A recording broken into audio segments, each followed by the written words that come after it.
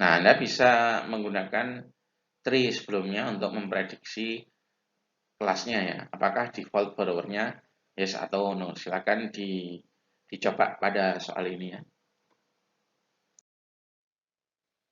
Nah, kita mempelajari lebih jauh tentang struktur sebuah tree ya, classification tree. Jadi algoritma classification tree nanti mempelajari model, mempelajari training set, model yang dihasilkan dalam itu dibuat dalam bentuk tree seperti ini. Nah, kita mempelajari dulu struktur tree-nya. Node yang paling atas itu namanya leaf node. Root ya, root. Yang paling bawah itu namanya leaf node. Nah, ini leaf node. Kemudian ini non leaf node ya, non leaf node tapi bukan root.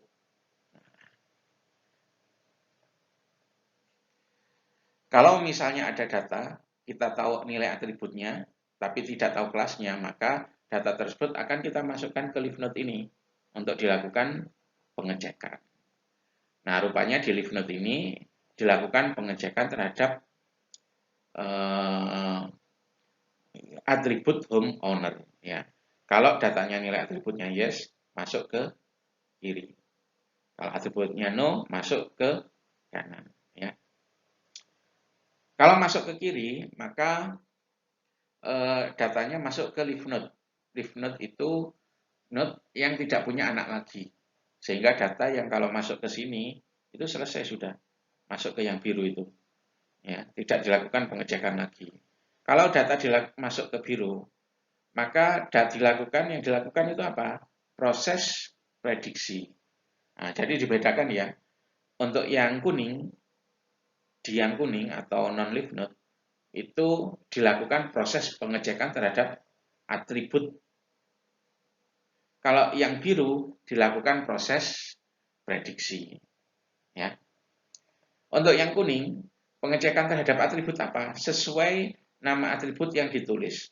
Contoh untuk root ini, yang dicek di root adalah atribut home owner. Kalau yes, lempar ke kiri. Kalau no, lempar ke kanan. Tapi kalau biru, leaf node, itu tidak dilakukan pengecekan terhadap nilai atribut, tapi langsung dilakukan prediksi atau nebak nilai kelas. Ya.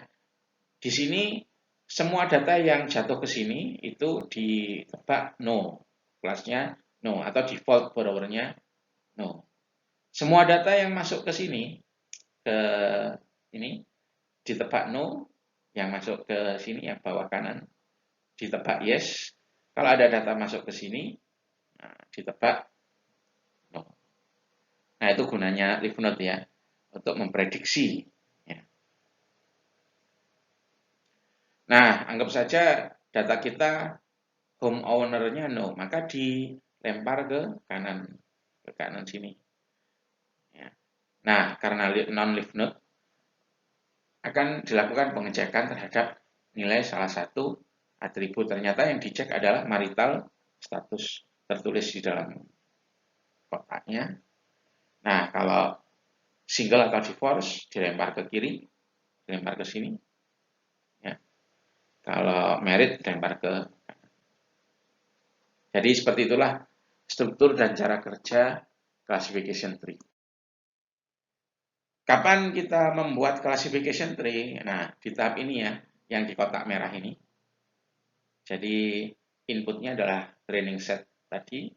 Kemudian kita menggunakan algoritma tertentu. Dia menghasilkan output model. Nah, modelnya itu yang berbentuk classification